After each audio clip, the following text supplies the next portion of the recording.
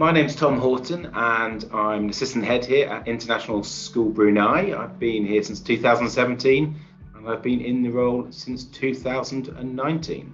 For our IB students, we know that some of our students' reading ages are below their chronological age, and therefore knowing where there is a considerable deficit or gap between their reading age and their chronological age really allows us to put interventions in place to prepare students for the increase in rigor and challenges of reading in the IB Diploma. Because if our students can't access the higher level of reading, then they're going to really struggle in being able to be successful. So knowing the differences between our students' reading ages and chronological ages is really important, especially at IB.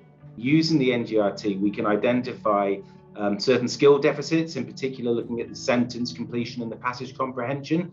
This allows us a much more easier way to assess what the individual problems might be and at the cohort level, and therefore adopt the most appropriate strategies for year groups and individuals as and when they need it. And then, of course, it allows us to measure our success of those interventions.